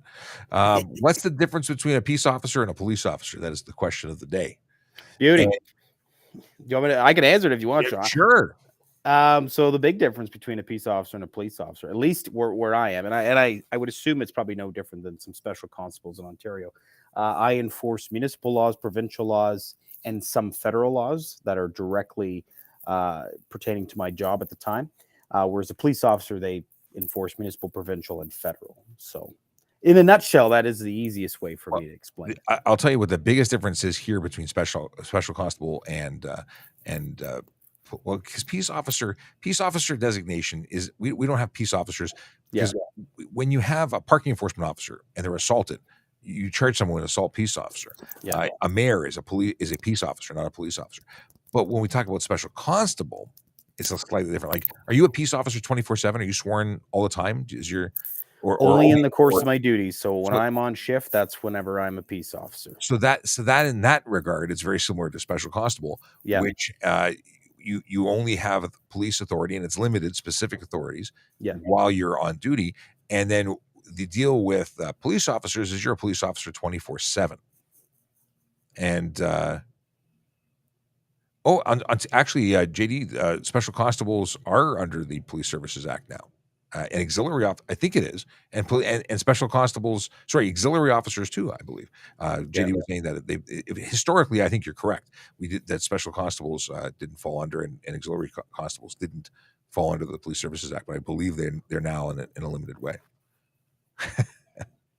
Let's see here. If I'm stuck behind a train, you're at a railway crossing. I hope you're not behind a train. That would suggest you're on the tracks, and that is not cool. We all make mistakes. But if you're stuck at a railway crossing and it's been 10 minutes and it's not going anywhere, can you U-turn in the line of cars and turn around? Well, U-turns are prohibited within 30 meters of a railway crossing. There's a little longer if there's an edge of a roadway. Interesting. I've never thought about it. There's obviously, if it's disabled, it's not going anywhere. That's a problem. I would call the telephone number that's listed on the railway crossing and say, "Hey, what's up?" And get some direction. But technically, it's not legal. Whether or not that would be something that anyone would hold against you if it was reasonable that it's forever. If the train is going, don't do it. If the train is not going and there's just no action, maybe. Is it? But I'm not aware of a specific limit of time that says the law no longer applies. But reasonable is a different situation. Zombie says, in case we don't see you tomorrow, enjoy the gala and may the 4th be with you. Yes. Are you doing anything special for the 4th? And you're muted now. I don't hear you again. You touched something. What did you do? You broke it. You have one job. I can tell what you're saying. I'm learning to. How about me now? You got me now? You're on a different microphone, but yes, I hear you. You're my God. What did you did you scroll the wheel and mute the mic? Yeah. Did I tell you how much I dislike PCs? Yeah, I'm a Mac guy through and through. Emma is enjoying your self mutation. Well, I'm so used to hearing myself in my headphones. Yeah, I was trying to see if I could move it to a different, and of course it is because when you use your fancy mic, it really makes a difference. Oh, it makes a big difference. Do you not like that's a good mic, huh? I'm glad you got it's that. It's a good, yeah. No, I thank you for that. May 4th, it's just another day for me. But to be very honest, right next door to me is my father-in-law. Believe it or not, he's one of our handy bus drivers here. Anyway, man is a diehard Star Wars fan. His whole office is Star Wars. So he will probably come in some weird costume. Probably very good. Pay attention to all of our channels tomorrow because regardless if I can go live, there is a surprise. Dogs and Pugs Forever says that she loves your uniform. Oh, well, thank you. Some people like it. Not whenever it's at the door, but they like it everywhere else. Michael says, I have no problems on Windows. Sean is the issue. How am I the issue? I didn't touch his microphone. But I really don't. I used to work for Apple. I'm very, very pro Apple. Oh, so you drank the Kool-Aid. I am a Kool-Aid drinker. I am definitely drank the Kool-Aid. Yeah. Which is nice though, because all of our MWS and our PCs, everything is Apple. So everything just MWS is Apple. Everything. You have Apples in your car. They issue tickets. Yeah. Everything is Apple. Get out. Yeah. So everything just blends together. Yeah. It's nice. That's makes actually the job makes the job on traffic a lot easier. I would have never thought that a Mac would be used as a work computer in that environment. As a creative, like I got a MacBook Pro here, and so we use tablets. Oh, your iPad. Have a big iPad. Yeah. I've got an iPad. I got a 12.9-inch iPad. Yeah. I like it.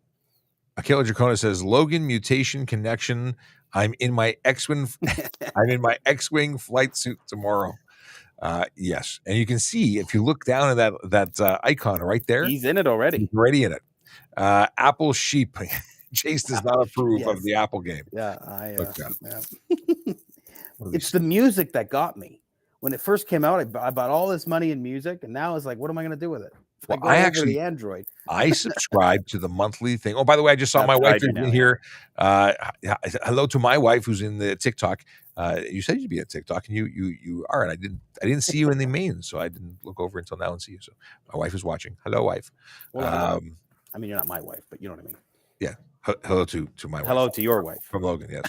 It's not getting weird at all. Let's see here. What was I going to say? I was going to say something. I forgot what I was going to say. Was it We were about? talking about Apple. I Oh, don't know if you're talking about I trash. subscribed to the Apple Music library thing. Yeah. Yeah. I've done that since. Yeah. I like that a lot. And I even paid $25 a month, and it gives me, not a month, a year. And it's called something that I don't remember the name of. And it basically will take anything that I load, personal music, it'll put it into the cloud and make it accessible on all my devices as though it was in the Apple Music library. Ooh, I can't remember what it's called, but I've had it for well before the Apple Music subscription existed. gotcha. And it was for $25 a year. I mean, how do you go wrong? Can't. So I've recently, in cleaning out my parents' house, preparing it for sale, I am finding old 12-inch records. I have all my I used to DJ parties and stuff, and I have all my 12-inch singles. I have some really inappropriate music, as it turns out, and I have a lot of old stuff that I wonder if it even exists anymore anywhere else. I just when I picture you as a DJ, I picture you with like a different wig every night of like something flowy and just headbanging while you're spinning. Headbanging? Right? That's about it. There's no headbanging. Although I probably played some White Snake at some time while I was in high school DJing. Just saying, it wasn't house. I did a lot of Chicago house, a lot of old school house music, and I got a lot of that. Good old music sitting at home. And I used to have crates of it. I don't know where it all is, but I have the best of the Sesame Street. I found even my childhood records. I found my mom's old records. I've got old. Did you see my post about the Crayola kits that I found? Yes. How old are those? 1987. I moved away from that address, so it is those predate. They had to have been in the house before I left, obviously, and at least 35 years old. But in looking in eBay, because I was curious, like, are they worth anything? My brother looked it up. Apparently, they're circa 1981. Yeah, I looked at it, and then I could immediately smell a canvas tent in my head. Canvas tent? Yeah, like when you go to a canvas tent, they smell like crayons. They smell like Crayola. No, I don't. Am I the only one? I think you're on your own. I'm here. the only one. Maybe I was having a stroke that day. I don't know. I am going to pull this up on screen so that it's incredible though. It really gives you a blast from the past. Really gives you, and like they were really it's really good artwork. Like from the time. Here's what I'm gonna share the screen so y'all can see what we're talking about. I like saying y'all. I like the y'all. Yeah, there you go. That's it. Right? How old is that? That is. I mean, look at the haircut. Like, look at the hair. Is that still in plastic, Sean? That is still shrink wrapped original. Yes, it is. It came out of the shipping box, the actual corrugated box, and not one, but I have this one too. It's still in the plastic. I want to know why the decorator one is only for girls and the car one is only for boys. Why is that? Anyway, should we? No, I think they're both cool. And I took drafting in high school, so I think this is really as I said, I'm a geek, I'm a tech guy, and I like artsy fartsy stuff. So this is really cool, and I want to open them up and play with my kids. But I looked at the box and I saw Crayola, and I said, my mother, who died a number of years ago, unfortunately, I figured she bought this for my kids. And then I opened it up, I'm like, why is the hair like this? Yeah. What's going on? And then I look at the address, and sure enough, it's a very unused, no longer relevant address. So what's wild to have a find like this, and now I want to play with it. It's funny. The box said age 7 and up. I myself at 34 could not do that. Oh, come on. Sure you could. You see all those like triangles and stuff with the holes? Triangles, I don't even know what those are called. Come on. It's a little drafting kit. I think this is funky. So and how about this one? Let me put it back on screen for a second. The one in the top right hand corner there. Does that not look like it's the Mystery Machine? Yes. The Mystery Machine, absolutely. Right. That's not the way I wanted this to scale. Not work at all. I'm pretty sure it is. A variation of the Mystery Machine. Anyway, I totally want to draw trains and automobiles. Yeah, great movie. Okay. Obviously, we're going over time because you. Sorry, I'm always every time I come on, always like. No. Well, you also joined the show late, not through any fault of yours. Let's be honest. Oh my God! There's a whole discussion here going on with my wife and dogs and pugs and Emma. Oh, Emma can't picture me as a DJ. You probably can't picture me with long hair then. You just got to put your one hand to your mic there, your headphone, and then you just gotta. Yeah. Is it uns? Yeah. I don't know. Yeah. I got a couple of jokes because May 2nd, I didn't read them, and I have a stack from a few days ago. What is as big as an elephant but doesn't weigh anything? Isn't it like a mouse or something? Oh, It's shadow. In terms of jokes, you would think it should be a joke. That's not a joke. That's a riddle, and it's stunk. Yeah. Today's I don't even know what it is until I read it. It says, I didn't want to make paper airplanes with my daughter, but she was so insistent, so I eventually folded. That's actually funny. I appreciate that one. Are we going to be here tomorrow? So I don't know if I'm going to be here tomorrow. So maybe I just take a picture of this one. In the event that I can't go live tomorrow, I'll take a picture of this one so I can post it because it's good and it's related to the 4th. How do celebrities stay cool? I'm gonna plead the 5th. They have a lot of fans. I was not. Two guys walked into a bar. The third guy ducked. How do you make 7 even? God, it took me a minute. I'm like, where'd the third guy come from? And I was like, no. Yeah, never no. mind. Disregard. Oh, God. How do you make 7 even? It's going to be easy. I know it. It's going to make me laugh. Like, are you giving up? Oh, I don't want to look stupid anymore. You take away the S.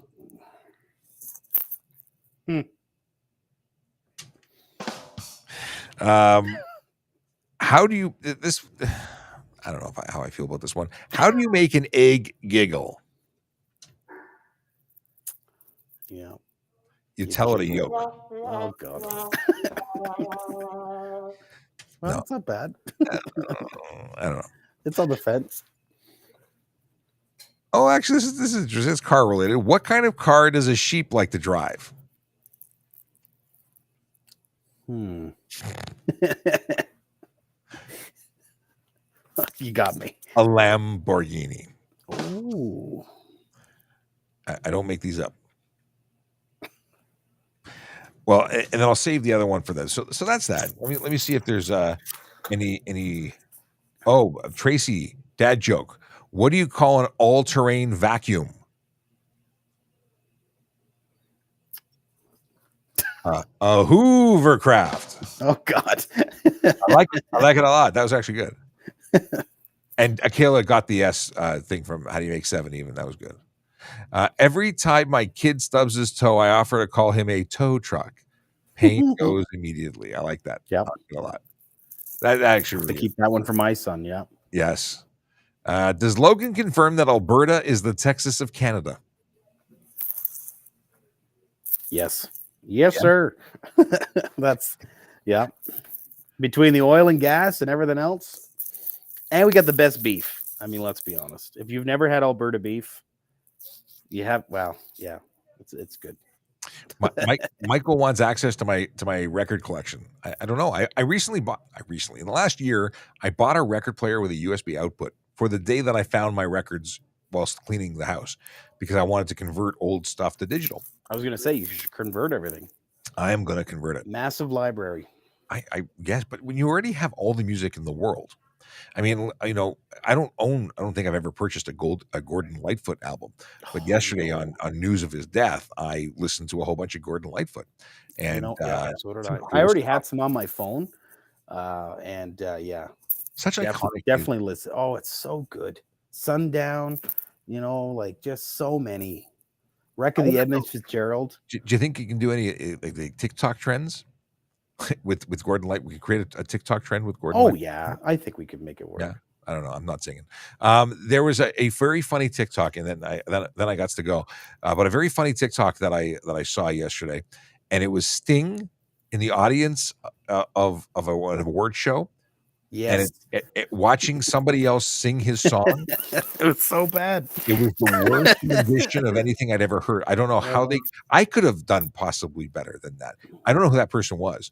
I don't ever want to listen to them again. That was horrible. That was like just being that guy singing, and then probably have seen that clip later. Did you see the pain in Sting's eyes? Yeah, and he knew the camera was on him, right? God. So he's doing everything he can to being just polite. keep it like, yeah. But even then, his eyes said everything. I've never seen someone in so much pain. Yeah. it was. I really. Yeah. And it's Sting. I mean, come on, you can't like. Well, Sting. He's kind of like his stuff. He's kind of law enforcement. Yeah. What's that? Sorry. He's kind of law enforcement. Oh, Sting. Is this going to be a joke? Oh God, there it is. God, he was. I know. Police. Yes. I know. Well, no, and see, I didn't even get that. Oh, I didn't even get that. I thought we were talking about like he's in a sting operation. No. Oh, even then, the police. We're not smart out here, Sean. But she got nice hats. I'm not smart out here. Yes. Of course, he's in the police. Oh my God. Emma says, poor Logan. All right. What is this? I'm doing Ginger's a disservice here. But you get a lot of extra what do you call it? Leeway brownie points with everybody here because you're Thank you. my wife says you're okay. All right. A mouse. What was the mouse? Oh no. See, Emma suggested it could have been a mouse. With the back to the elephant. The elephant. Yeah. That's what I thought, but I don't know how that would be bigger. Well, anyway. Listen, I got to go. I'm really glad you jumped in and thanks for having me. Did you hear on the beginning of the show that TikTok limited our live for some reason? We don't know why. No. Yeah, I got an alert and I was a dum and I didn't screen share it, so I don't know what it had an issue with. But apparently we're produced too professionally. I think that was the gist of it. But I should have read beyond the first word and just clicking OK. I was just too eager to make it go away. Yeah, I should have snapped a shot. I may have to come back in 10 minutes and try it again. In any case, I will talk to you soon, my friend. Thanks for jumping in and saying hello. Always a pleasure, never a chore. Absolutely love coming on. Maybe we'll do it again next week. So let me know what your schedule's like. And until then, everybody, thank you for dropping in. Hey, have you heard the police the traffic song recently? I have. I will say when you play it on our end, it's very quiet. Oh, really? Always very quiet. How about this? A little louder? That's good. That's good. Okay. Normally you're like up to the now it's me loud. Here we go. Yellow light, red light, green light, go. Driving safely helps the traffic flow. Watch for pedestrians, look out for bikes, and don't drive like a jerk that no one likes. Yellow light, red light, green light, go. Driving safely is the way to go. Put down your cell phone, nobody needs you to text and drive on the DVP. Yellow light, red light, green light, go. Stop at stop signs, look both ways and go. Seatbelt, save your life indeed. And watch your driving, don't speed. Yellow light, red light, green light, go. Driving safely is the way to go. Don't drink and drive or smoke some weed, because you might go to jail and not get free. Yellow light, red light, green light, go. Driving safely helps the traffic flow. Tracy just said her aunt was engaged to Gordon Lightfoot. Oh, wow, that's a thing. Yeah, and totally not something I was expecting to read. That's wow.